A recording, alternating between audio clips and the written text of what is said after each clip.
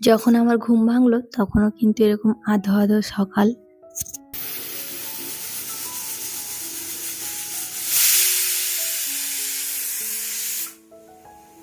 বাবুর জন্য কিন্তু স্কুলের টিফিনটাও আমি রেডি করে নিয়েছি। আজকে মটর ডাল দিয়ে আর তার সঙ্গে আলু দিয়ে ওর জন্য একটা তরকারি বানিয়েছি।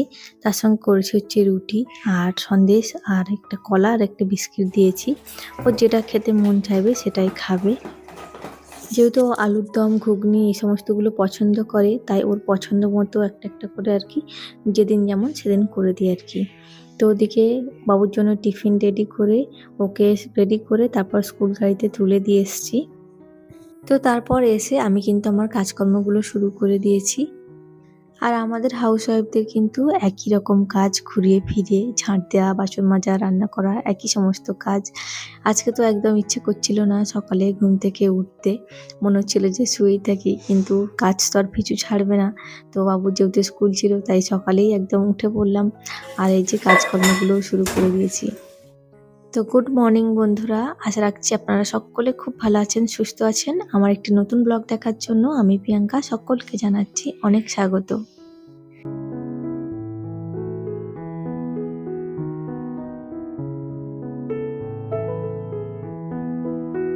ওদিকে যেই সমস্ত বাসনপত্রগুলো ছিল আর কি, বাবুর জন্য টিফিন বানালাম, মা চা খেয়েছিল, সেই সমস্তগুলো আর কি ধুয়ে মেজে রেখে এসেছি। আর আগের দিনের দু একটা বাসন ছিল আর কি, সেগুলোই মেজেছি। তো বেশিরভাগ বাসনপত্র কিন্তু আমি রাতের দিকেই মেজে রাখি। প্রত্যেক দিনই এটা আমরা করি, মানে মা আর আমি দুজন মিলে আর কি রাতের বাসন রাতে কিন্তু মেজে ধুয়ে রেখে দিই। আবার সকালে ওই দু একটা যদি থাকে কোনো কিছু, তো সে দুটো আর হচ্ছে গিয়ে সকালে যে সমস্তগুলো খাওয়া হয় সেগুলোই আর কি মাজি। তো চলো ওদিকে বাসন মেজে চলে এসেছি ওপরে। আর ওপরে এসে এই যে শীতের কয়েকটা জামা কাপড় ছিল আর সেগুলো হচ্ছে গিয়ে এখন দিয়ে দিয়েছি মেশিনে। আর ওদিকে আমি স্নানটাও সেরে নিয়েছি মেশিনে জামা কাপড়গুলো কাচতে দিয়ে।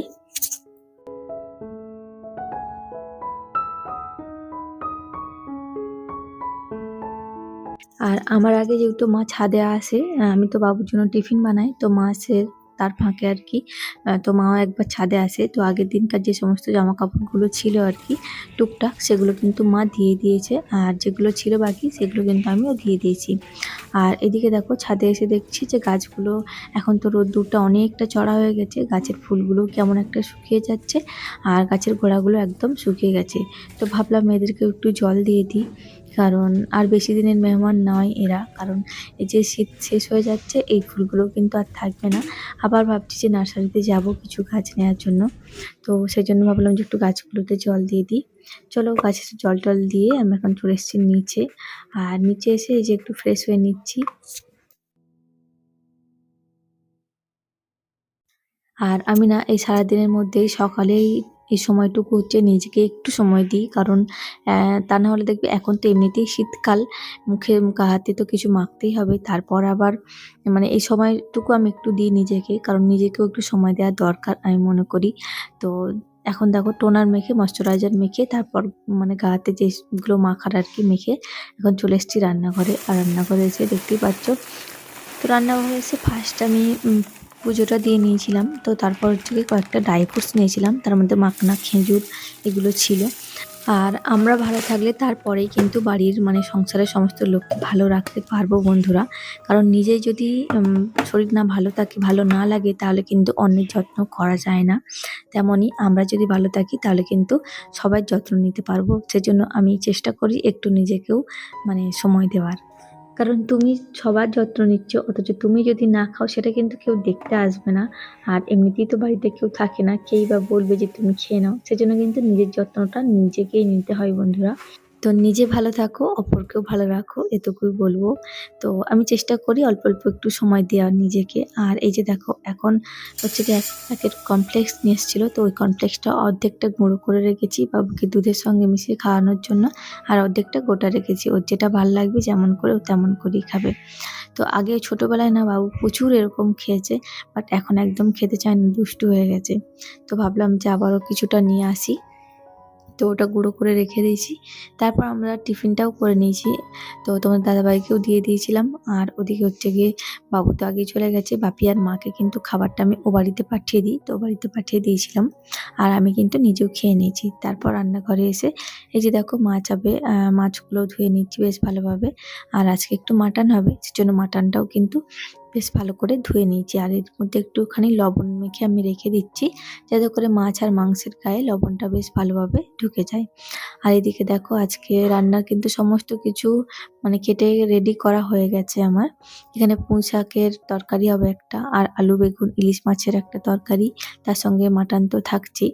তো ওদিকে সমস্ত রান্নার জোগাড়টা করে রেখে রান্নাঘরে রান্নাটা বসিয়ে আমি চলে এসেছি ঘরে। তো তোমাদের দাদাভাই তো চলে গেছে, তো ভাবলাম যে বিছানাটাও তুলে নিই।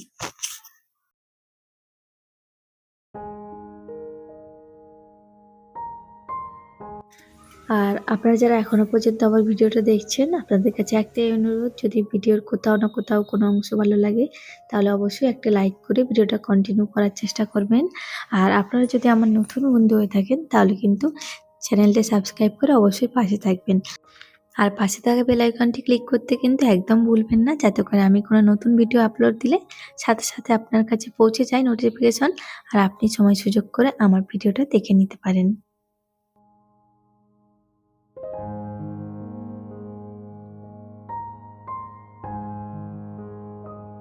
আর আমাদের তো একই রকম কাজকর্ম, যদি একটু ঘুরিয়ে ফিরিয়ে করা যায় জানো তো, সেজন্য আজকে ভাবলাম যে একটু পরেই বিছানাটা তুলবো। আগে ওদিকে রান্নাটা আমি বসিয়ে দিই আর রান্নার জোগাড়টা করে নিই, তারপর আমি বিছানাটা তুলবো। তো তোমাদের দাদাভাই আজকে অনেকক্ষণ বেরিয়ে গেছে, বিছানাটা তোলা হয়নি। মাঝে মাঝে একটু অন্যরকমভাবে করলে না ভালোই লাগে বেশ। চলো ওদিকে বিছানাটা তুলে আমি এখন চলে এসেছি রান্নাঘরে। আর রান্নাঘরে এসে এই যে কড়ার মধ্যে একটু তেলটা সর্ষের তেলটা গরম করে তারপর মাছগুলো একটু দিয়ে দিচ্ছি আর কি, ভেজে নেব মাছগুলো। ওদিকে কিন্তু মাছগুলো ভাজা হয়ে গেছে। আর ওদিকে কিন্তু মানে ঝালের জন্য আমি যেমন আর কি মশলা, বেসিক মশলা হয় আদা রসুন টমেটো পেঁয়াজ এই সমস্ত দিয়ে কারিটাও রেডি করে নিয়েছিলাম। আর এই যে ঝোলটা ফুটে গেছে, তার মধ্যে আমি মাছগুলো দিয়ে দিলাম।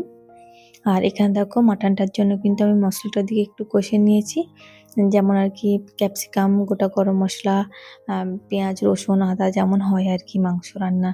তো মাংস রান্না তো সবাই করো, সবাই জানো সেটা, আর কি বা বলবো তোমাদেরকে, যেমন রান্না হয় আর কি সেরকমভাবেই করছি। তো মাটনটা আর কি ঝোল বানাবো। আর এদিকে হচ্ছে গিয়ে তোমার আলু আর ইলিশ মাছের যে তরকারিটা সেটা কিন্তু আমার রেডি হয়ে গেছে, সর্ষে বাটা দিয়েছি আমি ওর মধ্যে একটু। আর এই রান্নাটা হচ্ছে গিয়ে শাশুড়ি মার কাছে এখানে এসে আমি এরকমভাবে বিশেষ করে খাই। শাশুড়ি মা আর কি সর্ষে বাটা দেয়। আমাদের ওখানে আর কি সর্ষে বাটা দিয়ে এরকমভাবে ঝোল হতো না, আমাদের নর্মালি হতো। তো এখানে এসে আর কি দেখছি মা সর্ষে বাটাও দেয়। তো ওদিকে দেখো রান্নাগুলো মোটামুটি সেরে নিয়েছি। আর ওদিকে তোমাদের দাদাভাই যে টিফিনটা নিয়ে যাবে সেটা কিন্তু আমি রেডি করে গুছিয়ে রেখে দিয়েছি। আর তারপরে এই যে আমি এখন ঘরটা আর কি ভালোভাবে ঝাঁট দিয়ে নিচ্ছি। আর বাবু তো চকলেট চিপস সব খেয়ে এই ঘরের মধ্যেই ফেলে, কাগজ ঘাটে। তো তার জন্য না খাটের ভিতরটা ভীষণ নোংরা হয়।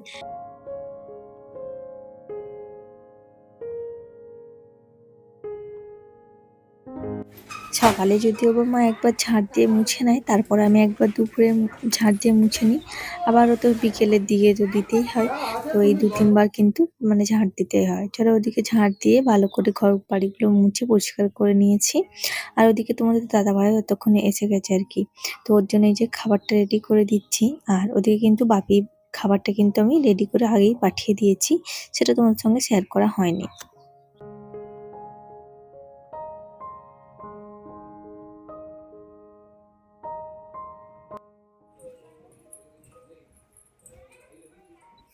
চলো ওকে এখন খেতে দিয়ে দিচ্ছি, ও এখন খেয়ে নিচ্ছে, খেয়ে নিয়ে তারপর হচ্ছে গিয়ে বেরোবে। আর এদিকে হচ্ছে ও প্রত্যেকদিন করে আর কি একটু করে আমলকি খেয়ে যায়। তো খেয়ে মানে যাওয়ার সময় ওর গালে দিতে হয় আর কি। তো সের জন্যই কিন্তু আমি দাঁড়িয়েছিলাম। তো ওকে আমলকিটা কেটে আর কি দিয়ে দিলাম। তো এবার হচ্ছে গিয়ে বেরিয়ে যাবে।